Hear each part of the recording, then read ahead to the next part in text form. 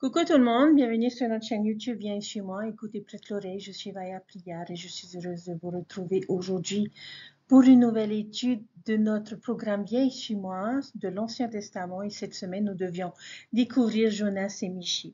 Nous avons vu dans notre première vidéo des leçons vraiment importantes et intéressantes de Jonas, de ce prophète qui a été têtu, qui a été désobéissant et nous avons pu en retirer de nombreuses leçons à travers son expérience et à travers ce qu'il a vécu, et surtout des erreurs que nous devions éviter ou ne pas faire dans notre vie.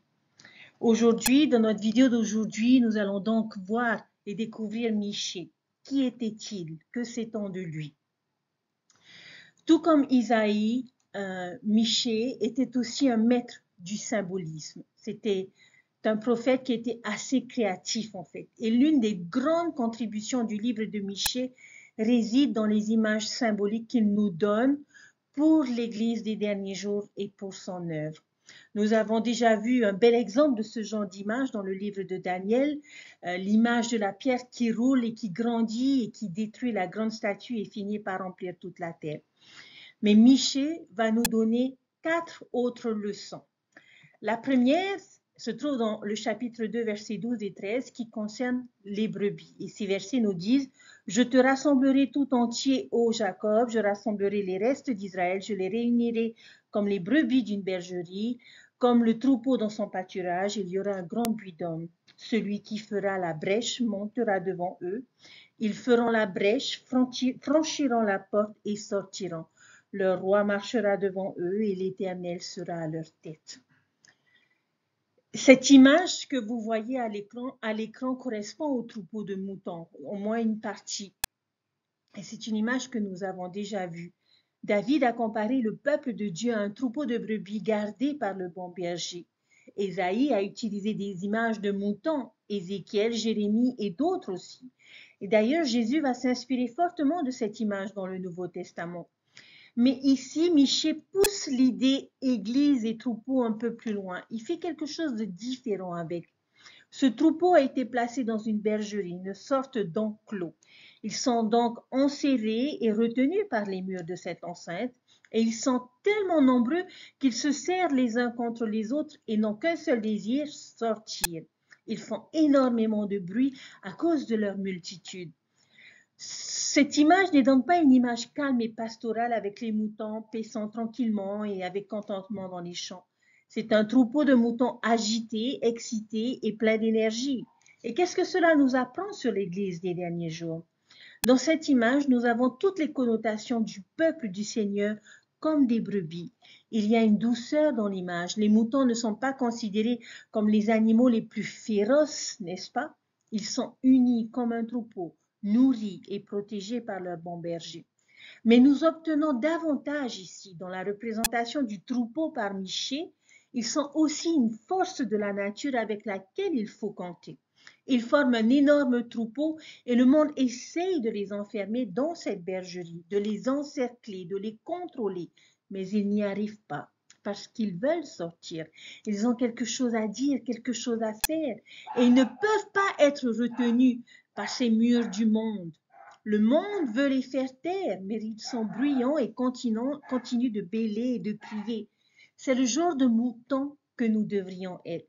Nous voulons être pleins d'énergie positive et forte.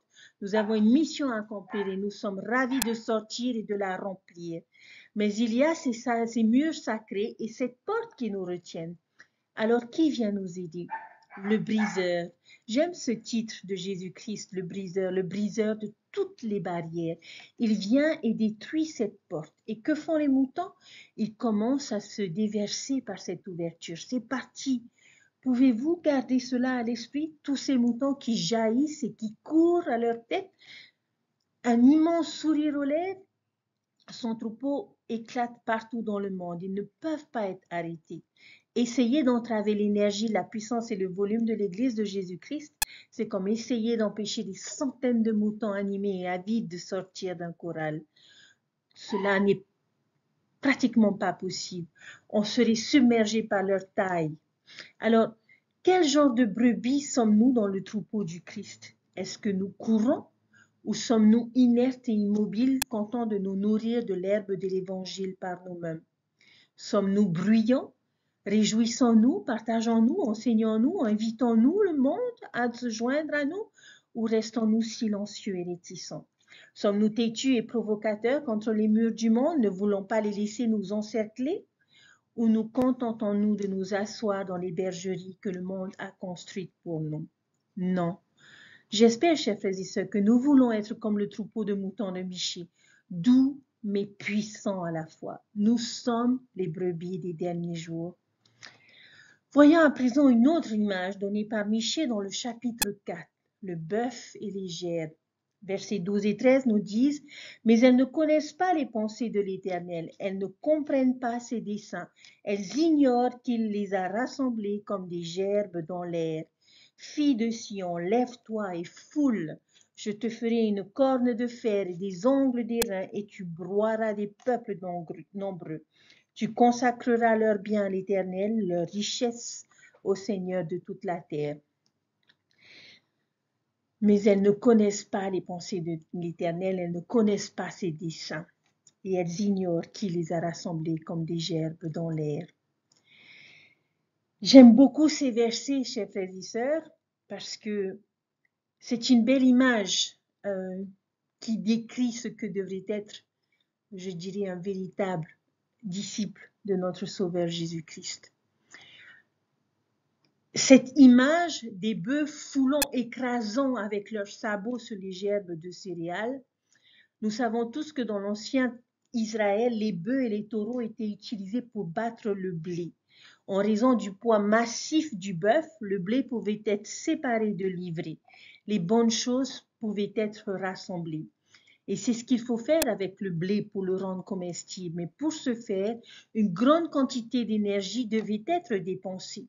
Et ces bœufs dont Michée parle sont des bœufs spéciaux. Ils ont des cornes de fer et des sabots d'airain, du métal. Que suggère cette image au sujet de l'Église des derniers jours? Cette image suggère la force et la puissance. Encore une fois, comme le troupeau de moutons, nous avons l'idée de quelque chose d'imparable. Il y a de la vigueur et de la puissance dans cette organisation. Nous ne sommes pas une église douce et fragile. Nous sommes des bœufs avec des sabots et des cornes de métal. Et nous voyons cette comparaison symbolisée dans les fonts baptismaux de nos temples. Là aussi, nous sommes représentés par des bœufs. Et pourquoi? Parce qu'il y a du travail à faire. Les bœufs sont des animaux de travail et ils ont un fardeau de responsabilité placé sur leur dos robuste et capable. Dans les images de Michée, ils battent le grain. Qu'est-ce que cela suggère pour nous? C'est l'une de nos grandes responsabilités des derniers jours pour séparer le bien du mal, le froment de l'ivraie, pour rassembler le grain d'Israël en accomplissant des œuvres missionnaires, de temples et humanitaires dans le monde entier. Nous créons du grain et de la substance pour le Seigneur. Alors, peut-être encore quelques questions à se poser. Sommes-nous engagés dans ce travail? Sommes-nous en train de piétiner? Sommes-nous en train de dépenser notre énergie pour un gain et une substance pieux? Nos sabots sont-ils faits de laiton et de fer ou les avons-nous laissés devenir mous et cassants? Chers frères et sœurs, allons piétiner, développons nos muscles spirituels et mettons-nous au travail. Nous sommes des bœufs aux sabots de fer des derniers jours.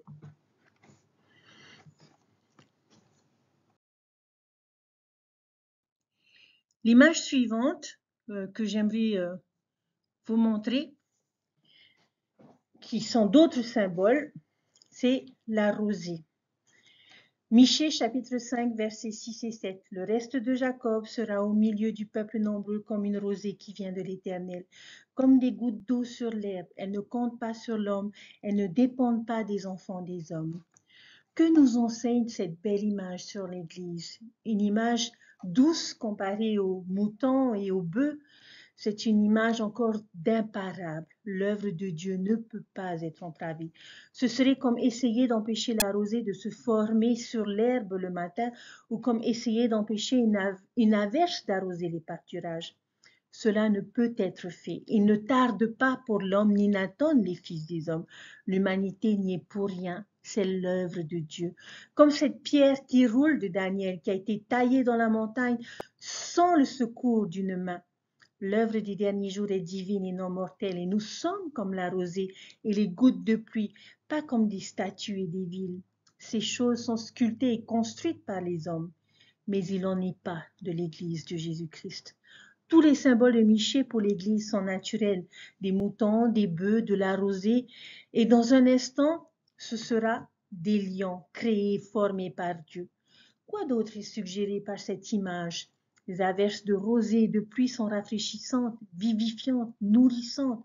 Elles font grandir les choses, et c'est ce que nous faisons en tant que disciples du Christ. Nous avons la responsabilité d'apporter nourriture et renouveau au monde. Nous provoquons la croissance et ainsi l'Église grandit en nombre, en force et en taille. Mais aussi cela fait grandir les personnes, la foi et le potentiel de ces membres individuels augmentent et se multiplient. Alors grandissons-nous avec ces choses? Sommes-nous en train de rafraîchir et de nourrir le monde? Cultivons-nous nos témoignages, notre capacité et nos dons spirituels? Apportons-nous la vie et la vitalité de l'évangile de Jésus-Christ autour de nous? Sommes-nous la rosée et les gouttes de pluie des derniers jours? Michée nous fait part également dans le chapitre 5 de cette image du lion, verset 7. Le reste de Jacob sera parmi les nations au milieu des peuples comme un lion parmi les bêtes de la forêt, comme un lionceau parmi les troupeaux de brebis. Lorsqu'il passe, il faut les déchirer et personne ne délivre. Que ta main se lève sur tes adversaires et que tous tes ennemis soient exterminés. Cette image, je dirais, est un peu plus sévère dans sa symbolique. Peut-être pour compenser la fragilité de l'image précédente, de la rosée. Le peuple de Dieu n'est pas un peuple fragile. Donc l'image ici est celle du lion, qui est intéressante. Nous sommes à la fois comme des moutons et comme des lions.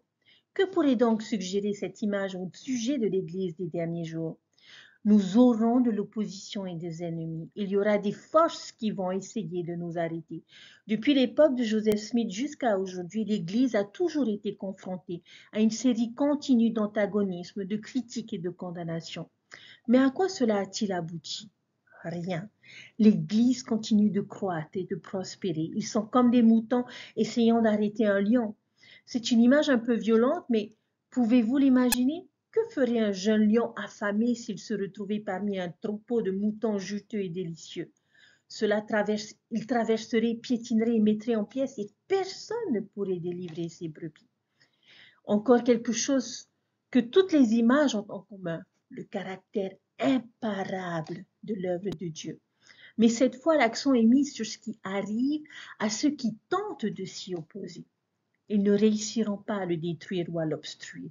Cette fameuse déclaration, qui est souvent citée de Joseph Smith, connue sous le nom de la norme de la vérité, me vient à l'esprit, où il a dit « L'étendard de la vérité a été érigé. Aucune main impie ne peut empêcher le travail de progresser. Les persécutions peuvent faire rage, les foules peuvent se combiner, les armées peuvent se rassembler, la calomnie peut diffamer. Mais la vérité de Dieu ira de l'avant avec audace, noblement et indépendamment, jusqu'à ce qu'elle ait pénétré tous les continents, visité tous les climats, balayé tous les pays et résonné dans toutes les oreilles, jusqu'à ce que les desseins de Dieu soient accomplis et que le grand Jéhovah dise que l'œuvre est accomplie. Pouvez-vous voir le lion parmi les moutons dans cette déclaration? Par conséquent, nous devons être ces lions, nous devons rugir le message de l'Évangile au monde et nous pouvons arrêter de nous inquiéter autant des anti, des opposants et des apostats. Leurs efforts seront vains. Chers frères et sœurs, quelle est la vérité combinée de tous ces symboles lorsque nous les réunissons? L'Église des derniers jours travaillera, grandira, se nourrira, surgira, appellera, rafraîchira, et rien ne pourra l'arrêter. Quel symbole de Michée vous a-t-il inspiré le plus, chers frères et sœurs? Qu'est-ce que ce symbole vous incitera à faire? Si nous appliquons cette leçon à notre vie quotidienne, comment serons-nous à la hauteur de la vision de Michée? J'espère que nous avons tous saisi l'esprit du symbolisme de Michée et je prie pour que nos esprits aient été agités, enthousiasmés alors que nous réfléchissons à ces images. Ils peuvent être incroyablement motivants si nous cherchons à les intérioriser et à nous connecter à eux. Voilà qui nous sommes en tant que membres de l'Église de Jésus-Christ des Saints des derniers jours. Nous sommes doux et redoutables, doux et puissants. Comme la pierre qui roule de Daniel qui nous rassemble ou nous écrase. Toutes ces images suggèrent la double nature des serviteurs et de l'Église du Christ dans les derniers jours. Nous sommes des moutons et des lions en même temps. Une merveilleuse et précise contradiction des termes ou ce que l'on appelle un oxymore. Collectivement, nous avons un potentiel incroyable et imparable, un travail merveilleux et une merveille à réaliser. Et je suis personnellement reconnaissante de pouvoir y jouer d'une certaine manière un petit rôle. On pourrait s'arrêter là, mais il y a d'autres vérités que Michée nous enseigne. Il y a d'autres joyaux qui méritent quand même d'être mentionnés. Et nous avons dans le chapitre 4, les versets 1 à 7, c'est un endroit où Michée nous montre le symbolisme du temple en tant que montagne du Seigneur. Nous avons déjà vu cet enseignement dans Ésaïe et nous n'y reviendrons donc pas. Mais Michée utilise exactement les mêmes mots qu'Ésaïe, ce qui nous amène à croire que soit Ésaïe a été inspiré par Michée, soit Michée a été inspiré par Ésaïe. Nous ne savons pas qui a écrit cette prophétie en premier, mais Michée nous donne à nouveau quelques réflexions supplémentaires de cette image du temple. Dans le chapitre 4, les versets 4 à 7, nous trouvons des informations supplémentaires sur la montagne du Seigneur et sur les bénédictions qu'elle apporte. Par exemple, nul ne doit être effrayé et nous marcherons au nom du Seigneur notre Dieu pour toujours et à jamais. Verset 5. Une autre vérité importante, selon moi, se trouve dans le chapitre 6, dans les versets 6 à 8, qui est une perspicacité de Michée que je dirais excellente et qui dit ceci. Avec quoi me présenterai-je devant l'Éternel pour m'humilier devant le Dieu très haut? Me présenterai-je avec des holocaustes, avec des veaux d'un an? L'Éternel agréera-t-il des milliers de béliers et de myriades de torrents d'huile? Donnerai-je pour mes transgressions mon premier-né, pour le péché de mon âme, le fruit de mes entrailles?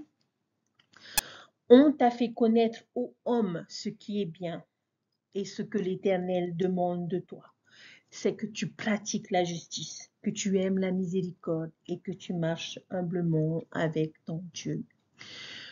Ces versets contiennent un message similaire à celui que nous avons vu dans Amos, que Dieu préfère la justice aux manifestations extérieures de religion. Quelle est la meilleure façon de venir devant Dieu? Est-ce avec des offrandes et des milliers de béliers ou 10 000 fleuves d'huile ou en lui offrant nos propres enfants? Non, c'est simple. Il nous a montré ce qui est bon et ce que le Seigneur exige réellement.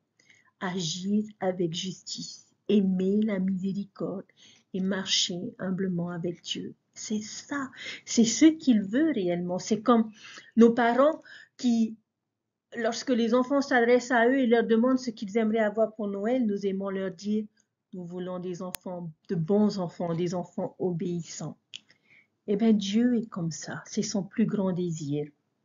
Une autre vérité importante dans le chapitre 7, les versets 5 à 7, ne crois pas à un ami, ne te fie pas à un intime. Devant celle qui repose sur ton sein, garde les portes de ta bouche. Car le fils outrage le père, la fille se soulève contre sa mère, la belle-fille contre sa belle-mère. Chacun a pour ennemi les gens de sa maison.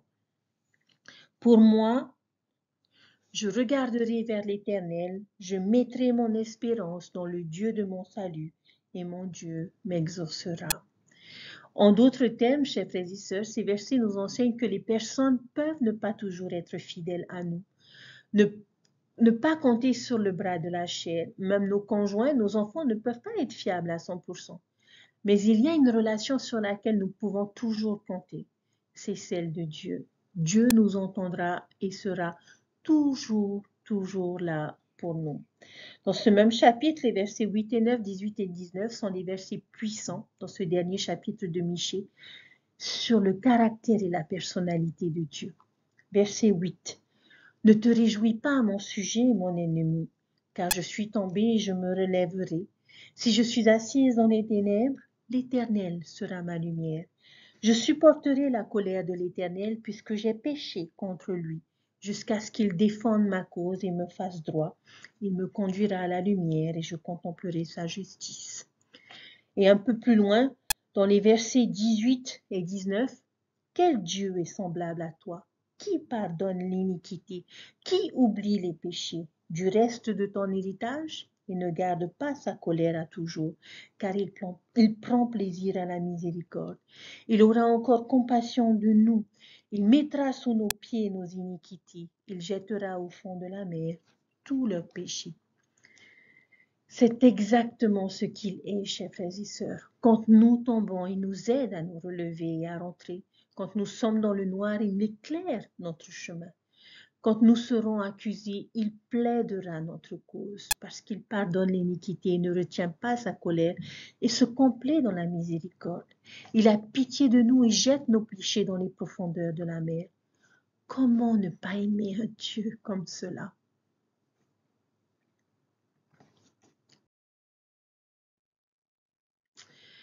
C'est sur ces choses que je vais finir. Chers frères et sœurs, en tant que disciples de Jésus-Christ et saints des derniers jours, nous nous efforçons et il nous est recommandé de faire mieux et d'être meilleurs. Comme moi, vous vous êtes peut-être déjà demandé, est-ce que j'en fais assez? Que dois-je faire d'autre? Ou comment moi, personne imparfaite, puis-je me qualifier pour demeurer avec Dieu dans un état de bonheur sans fin? Nos apôtres et prophètes nous ont enseigné, et notamment Michée, à poser la question comme suit. Avec quoi me présenterai-je devant l'Éternel pour m'humilier devant le Dieu très haut? Michée demande satiriquement si une offrande démesurée pourrait suffire à contrebalancer le péché. L'Éternel agréera-t-il des milliers de béliers et des myriades de torrents d'huile? Donnerai-je mon premier-né pour le péché de mon âme? La réponse est non. Les bonnes actions ne suffisent pas. Le salut ne s'achète pas. Même les immenses sacrifices que mentionne Michée ne peuvent pas racheter le plus petit péché. Livrés à nos propres moyens, nous n'avons aucun espoir de retourner vivre en présence de Dieu. Sans les bénédictions que nous recevons de notre Père céleste, chers frères et sœurs, et de notre Sauveur Jésus-Christ, nous ne pouvons jamais faire assez ou être suffisamment à la hauteur. Cependant, la bonne nouvelle est que grâce à Jésus-Christ et à lui, nous pouvons être à la hauteur.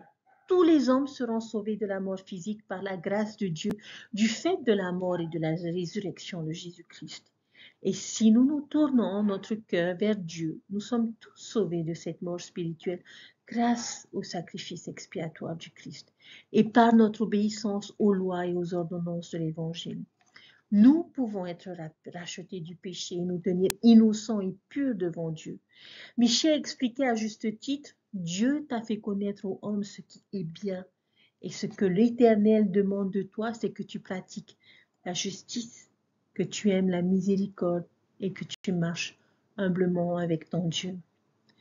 Chers frères et sœurs, pour ressembler au Christ, nous devons choisir Dieu, marcher humblement avec lui, chercher à lui plaire et respecter les alliances que nous avons faites avec lui. Les personnes qui marchent humblement avec Dieu n'oublient pas ce que notre Père céleste et Jésus-Christ ont fait pour elles. Est-ce que j'en fais assez? Que dois-je faire d'autre? Ce que nous faisons en réponse à ces questions, chers frères et sœurs, est essentiel pour notre bonheur dans cette vie et pour toute l'éternité. C'est sur ces choses que je vais vous laisser en vous souhaitant un joyeux Thanksgiving, un merveilleux week-end. Puissiez-vous éprouver de la reconnaissance et de la gratitude dans votre cœur pour les merveilleuses bénédictions que notre Seigneur nous a données tout au long de cette année. Pour la bénédiction que nous avons d'avoir le programme Viens et suis-moi qui nous permettent de mieux connaître cet évangile et de mieux connaître notre Père céleste et notre Sauveur Jésus-Christ.